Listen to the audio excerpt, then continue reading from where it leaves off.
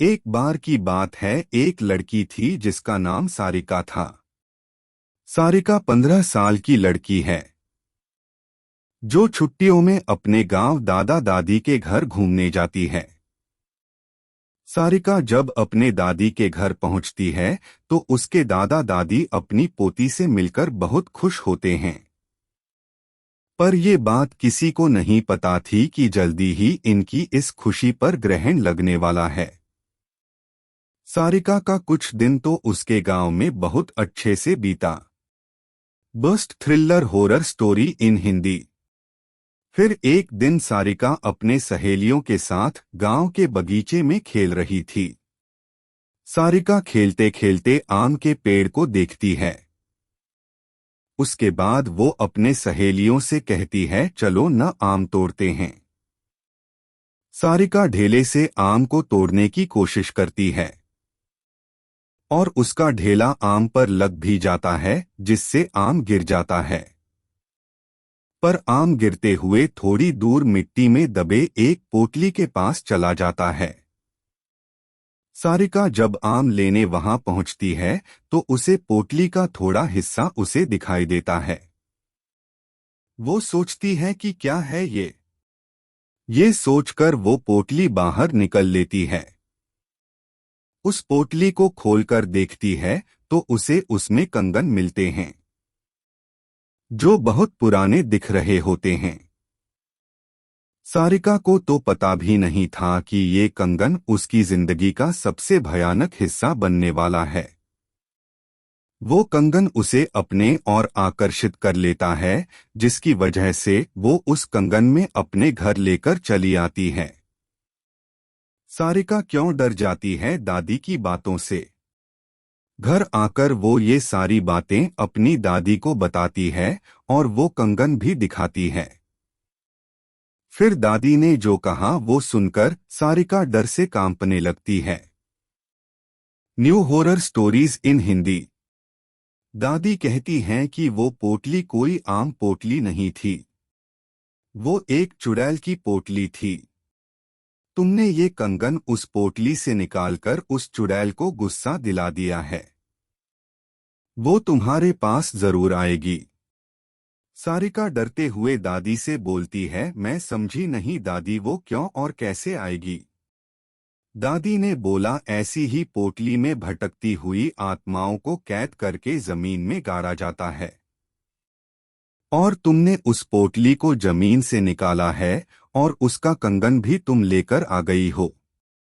तुम इस मनहूस कंगन के साथ उस चुड़ैल को भी अपने पीछे ले आई हो। ऐसी भटकती हुई गुस्सैल चुड़ैलें अपना बदला लेती हैं। वो चुड़ैल भी हमसे अपना बदला लेने जरूर आएगी। सारिका के साथ उस रात क्या हुआ। सारिका इस बात से डरती तो है पर उसे ज्यादा यकीन नहीं होता। वो जाकर अपने कमरे में सो जाती है।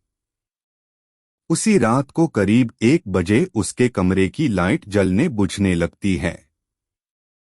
सारिका की नींद खुलती है तो देखती है लाइट नहीं है। वो अपने बिस्तर के बगल रखे टेबल पर पानी पीने के लिए मुड़ती है। तभी वो देखती है कि टेबल के पीछे कोने में कोई औरत बैठी है जिसकी आंखें एकदम लाल हैं और एकटक उसे ही देखी जा रही हैं। सारिका चिल्लाते हुए अपने दादी के पास जाती है पर दादी के कमरे में दादी उसको नजर नहीं आती। वो बरामदे में जाती है तो दादी उसको जमीन पर गिरी मिलती हैं। सारिका अपने दादा को खोजने जाती है पर उसके दादा उसे कहीं नजर नहीं आते। जब वो पूरे घर में अंधेरे में खुद को अकेला पाती है तो डर के मारे बेहोश हो जाती है। सुबह उसकी नींद खुलती है तो उसे अपने दादा दादी दिखते हैं। वो अपने दादी को सारी कहानी बीते रात की बताती है। दादी बोलती हैं, हम दोनों अपने कमरे में ही थे।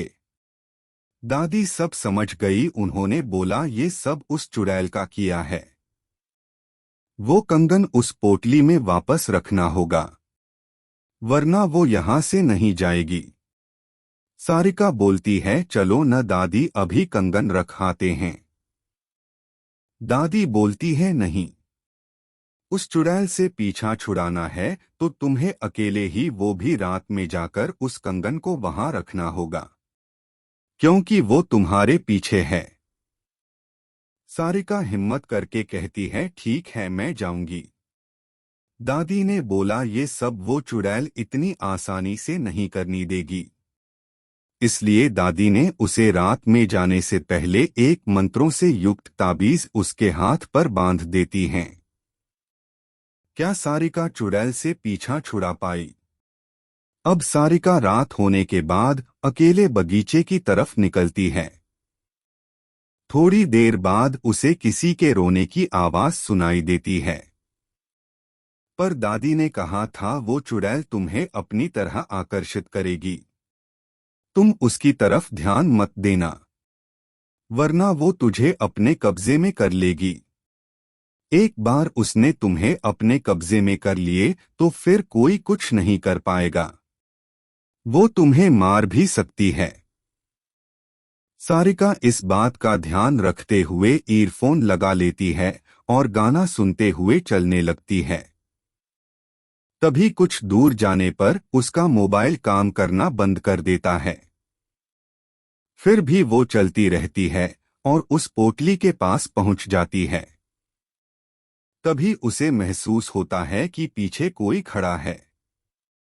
पर दादी ने कहा था, उसकी तरफ मत देखना, तो वो नहीं देखती है और डर की वजह से वो पसीने से लथपथ हो जाती है।